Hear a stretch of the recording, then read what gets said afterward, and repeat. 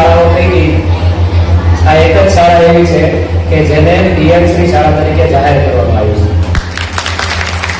PMC શાળા તરીકે જાહેર કરવા માટે જુદી જુદી ફેસિલિટીઓ, જુદા જુદા આયામો એને પ્રાપ્ત કરવા પડે છે। એવી સુવિધા, એવી સવલતો અને એવા શિક્ષકો અને એવા કાર્યો આ શાળામાં થાય છે। એટલે આપણે શાળાને ખૂબ અભિનંદન આપીએ છીએ, તેના આચાર્ય અને શિક્ષકોને પણ અભિનંદન આપીએ છીએ। સાથે સાથે શાળા છે એ પ્રગતિના પંથે તો જ પહોંચી શકે કે જો એમાં વાલીઓનો પૂરતો સાથ સહકાર હોય। શાળાના ગુણોત્સવનું રિઝલ્ટ જોતા મારે શાળાના એક વાલીને થોડીક ટકોર કરવી છે કે શાળાના ગુણોત્સવના રિઝલ્ટમાં દીકરીઓની હાજરી ઓછી હોવાના કારણે એના માર્ક ઓછા પડ્યા છે। જો દીકરીઓ 100% શાળાએ હાજર રહે તો શાળાને ગુણોત્સવનું રિઝલ્ટ અત્યારે જે મળ્યું છે એની કરતાં પણ સારું મળી શકે।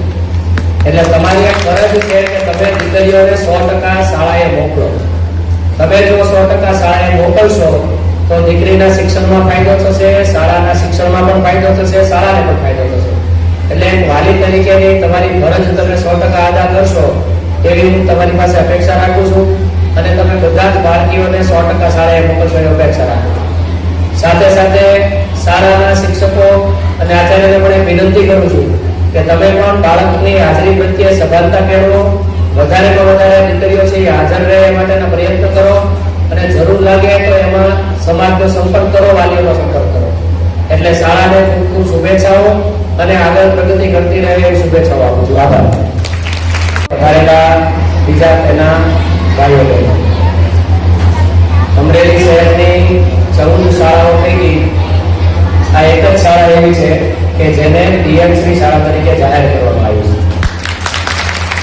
પીએમસી શાળા તરીકે જાહેર કરવા માટે જુદી જુદી ફેસિલિટીઓ, જુદા જુદા આયામો એને પ્રાપ્ત કરવા પડે છે। એવી સુવિધા, એવી સવલતો અને એવા શિક્ષકો અને એવા કાર્યો આ શાળામાં થાય છે। એટલે આપણે શાળાને ખૂબ અભિનંદન આપીએ છીએ, તેના આચાર્ય અને શિક્ષકોને પણ અભિનંદન આપીએ છીએ। સાથે સાથે શાળા છે એ પ્રગતિના પંથે તો જ પહોંચી શકે કે જો એમાં વાલીઓનો પૂરતો સાથ સહકાર હોય।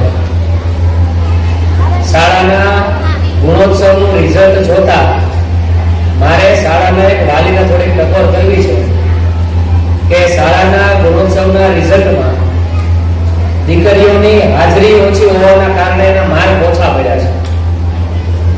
જો દીકરીઓ 100% શાળાએ હાજર રહે તો શાળાને ગુણોત્સવનું રિઝલ્ટ અત્યારે જે મળ્યું છે એની કરતાં પણ સારું મળી શકે।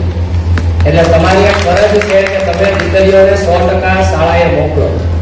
તમે જો 100% શાળાએ મોકલશો તો દીકરીના શિક્ષણમાં ફાયદો થશે, શાળાના શિક્ષણમાં પણ ફાયદો થશે, શાળાને પણ ફાયદો થશે।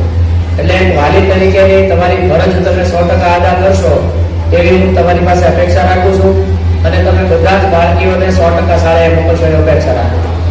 સાથે સાથે શાળાના શિક્ષકો અને આચાર્યને પણ એક વિનંતી કરું છું કે તમે પણ બાળકની હાજરી પ્રત્યે સભાનતા કેળવો, વધારેમાં વધારે દીકરીઓ છે એ હાજર રહે એ માટેના પ્રયત્ન કરો અને જરૂર લાગે તો એમાં સમાજનો સંપર્ક કરો, વાલીઓનો સંપર્ક કરો। એટલે શાળાને ખૂબ ખૂબ શુભેચ્છાઓ અને આગળ પ્રગતિ કરતી રહે એવી શુભેચ્છાઓ આપું છું। આભાર।